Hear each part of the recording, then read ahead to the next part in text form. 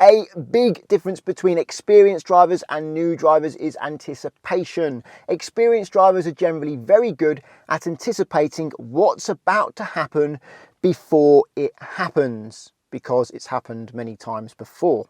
And in this video, I'm going to give you an insight into how I'm thinking when I'm driving. Before I get started with the driving though, I think it's important for me to mention that if you're struggling with anticipation and awareness, you may not actually be struggling with anticipation and awareness. Most people I teach are very aware and they anticipate well. If a ball rolls into the road, they slow down because they know there's probably a child chasing it. However, with experience, your sense of danger does change in some areas. A good example would be parked cars and oncoming cars. New drivers are afraid of oncoming cars, but they're not afraid of parked cars. They drive really close to the parked cars, giving the oncoming cars loads of room, rolling out the red carpet for them, making it easy for them to come through without really needing to slow down at all because we've got so much space. But as you become experienced, you start to learn that the danger comes often from the parked cars. They open doors. Oncoming cars rarely open doors unless it's a Marvel movie. People walk out from between parked cars. People rarely walk out from between oncoming cars because they probably get run over. So you start to learn that actually it's safer to give parked cars a bit more room, and you also start to learn that oncoming cars will move over to help, as you should. If there is space for both of you to go through at the same time, you and the oncoming car, you should try and help each other go through at the same time. If that means you can move over to help, you should. And if it means they can move over to help, they should too. And if you move out early and ask early, that's safer than doing it late and harshly, like in a jack-in-the-box. Bing, jump out suddenly. If you see some parked cars, come out early and ask for space. So, what's the problem then? If you've got good anticipation skills, on the most part, obviously you can develop them and get better, but if you are fairly aware, but it seems that you don't have many anticipation skills at all, what's going wrong? Well, it's usually priorities. A good example is if you are a nervous learner or a nervous driver. You may be more afraid of slowing down traffic behind than slowing down for a danger you're very well aware of. There could be a sharp bend, you don't know what's around that bend, but you decide you don't want to slow down in case you do slow down and there's nothing there and it appears you've slowed down for no reason, therefore you've done something wrong. But you haven't done anything wrong. You slowed down for a good reason, the potential for something to be there. And part of learning to drive and part of becoming a good driver is to learn not to be pressured by anyone, but to follow your own senses. Another reason why it may appear you don't have very good anticipation skills, although you do, is simply because you accept harsh braking. So you could be going around that blind bend thinking, well, I can stop in time if I need to, I'll just slam the brakes on, but that's not safe. So in that case, you need to learn that harsh braking isn't really acceptable when it comes to safe driving. It increases the chance of a car going into the back of you, and it increases your chances of making a mistake. It takes away your margin for error. In my opinion, good drivers rarely have to brake hard. I'm now going downhill towards a blind bend and I'm going to anticipate another car coming around that bend. So I'm slowing down from 30, going down into third gear at 20 miles an hour now. So if anything is around this bend, I'm ready to stop. There could be someone crossing the road. There could be an oncoming car passing a parked car. I can see a give way upside down triangle, give way in 150 yards, so I'm expecting the end of the road soon. I can see where the end of the road is now, it's where the car is turning, and I'm holding back to give them room because they're going to take up more than just their side of the road to come into this road as it's awkward and narrow. It's quite a nice open junction when I get here, I've got a good view, there's no need to peep and creep slowly out, I can just go. I've got cars parked on the other side of the road, so I'm expecting an oncoming car, and there is a car emerging that can't see me, so I'm going to assume it can't see me and wait. And it looks like they found a small space to wait for me. I'm not going to argue with them. If they're giving way, I'll go through. If I can see a car pulling out of a junction or a driveway and I can't see the face of the driver, I'm going to assume the driver can't see me and therefore I'm also going to assume the driver will pull out in front of me, so I will give way. I'm approaching this bend, so I'm going to slow down in case there's anything around the bend or a big tractor coming towards me taking up some of my half of the road, and I can see an upside down triangle, which means give way. There's a crossroads here and it looks fairly closed, so I'm going to get to the end. I can see that far to the left and I can see that far to the right, so I can see a lot further to the left than I can to the right, so I'm going to look right last as that's the greater danger. And I've got the oncoming cars here, I'm crossing in front of them, the car is giving way to me, I'd usually wait for them. No one's coming, left, right again, and now I'm going, making sure the oncoming car is still waiting, as it has taken me longer to emerge there, as I was trying to explain to you what I was thinking. Slowing down for this, whatever this is in the road, recycling garden waste bag, can avoid it, and I can't see past this bush, so I'm going to check my mirrors and move out to the right to see down the road. That way oncoming cars can see me and I can see them, making it safer. I don't want to drive up behind the bush and suddenly jump out like a jack-in-the-box. I stayed in the middle of the road there because the road on my side is very poorly, when I say poorly made, well, it's wasting away, should I say, it's disintegrating, and there wasn't anyone coming, so I could use the middle of the road whilst I could see no one was coming the other way.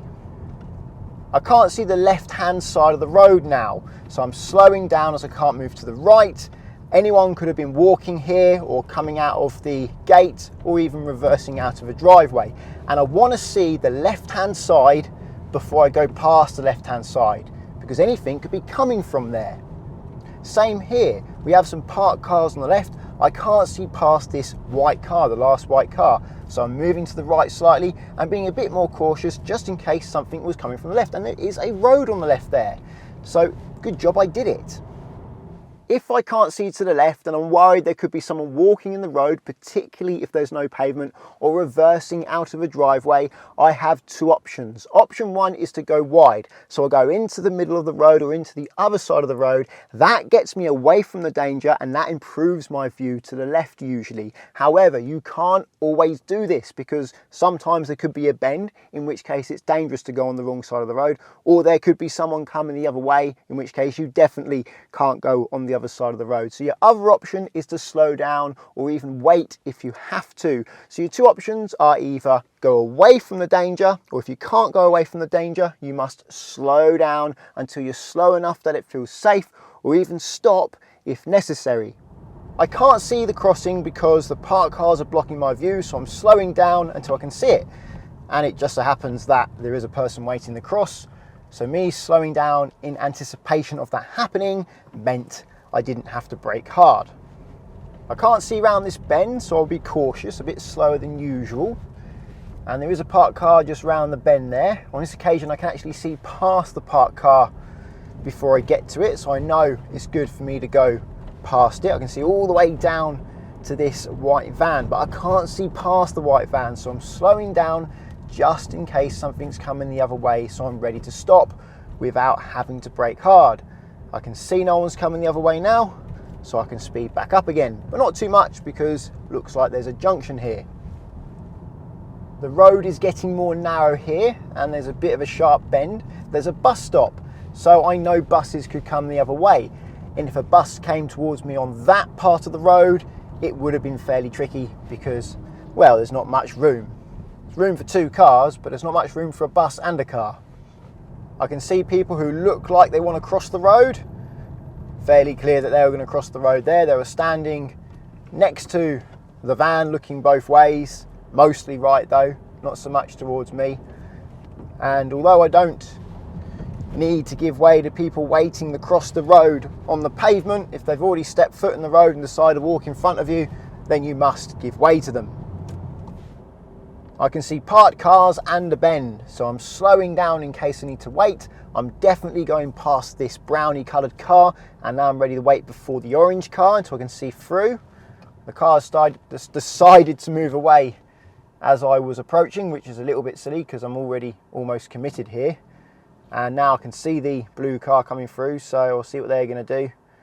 they're going to finish as well. It's a sensible thing to do. I might be able to help by moving a little bit more to the left, like so, to give them a bit more room to go through, although they did have just about enough room anyway. That does help them. And now I'm definitely going to finish here because I am in a bit of an awkward place. I didn't really want to wait there, but the car that was parked decided to move away as I was going.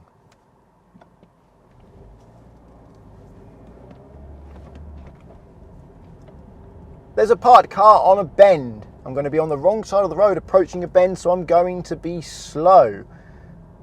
And I still can't see very far around the bend, so I'm going to stay slow. There's a parked car on the other side of the road, which means an oncoming car is going to be coming towards me.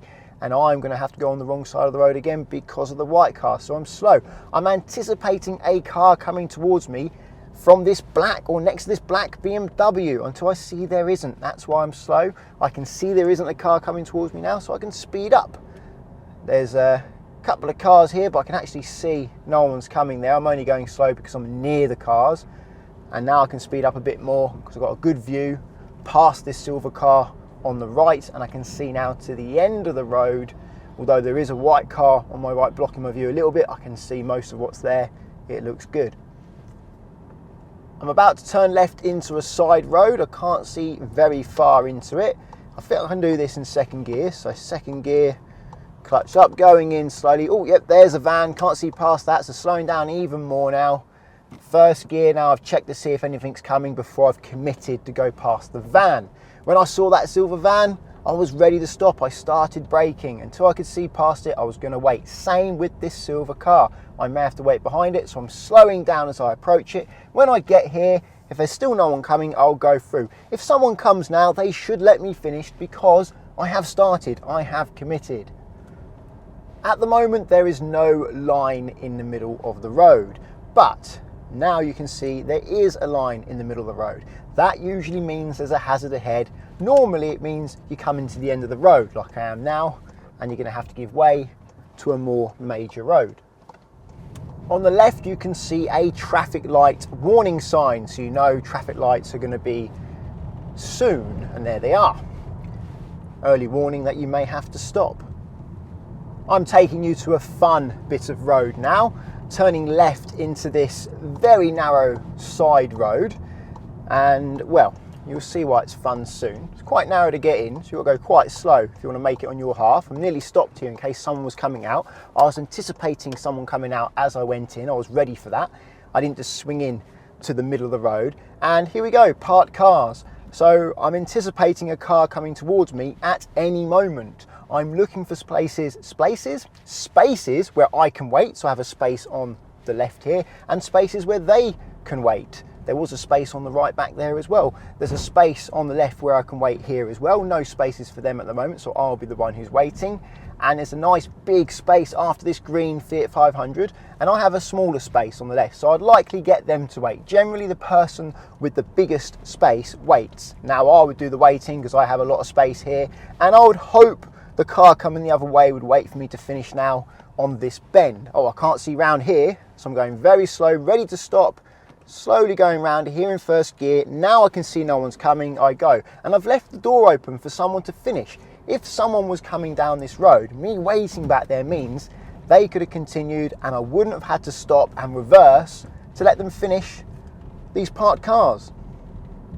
If you hear the term to leave the door open, that simply means leaving enough space for another car to come through.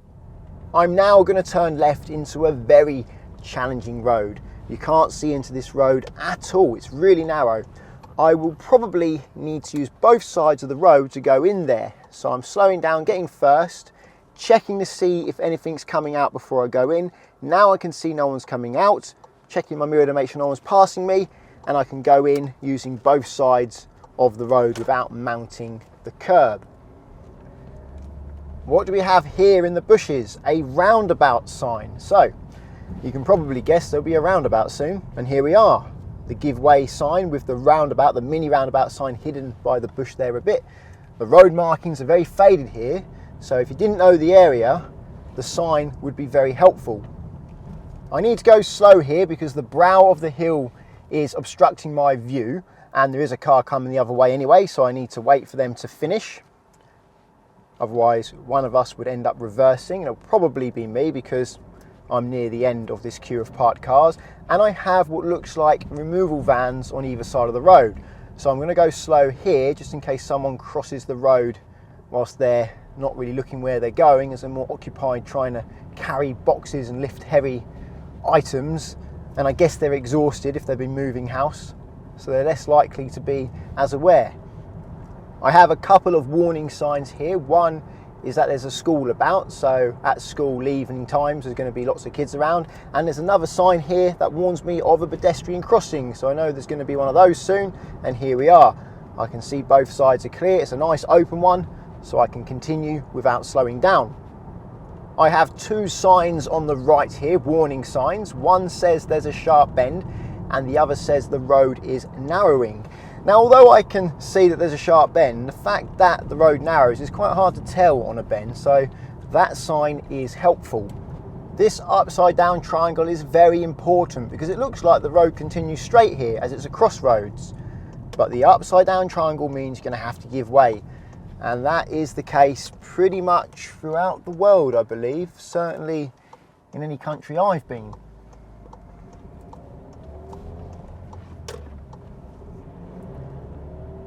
Looks like the road is narrowing up ahead. The line in the middle has finished and the house seems to come into the road, so I'm slowing down in anticipation that a car could be coming the other way.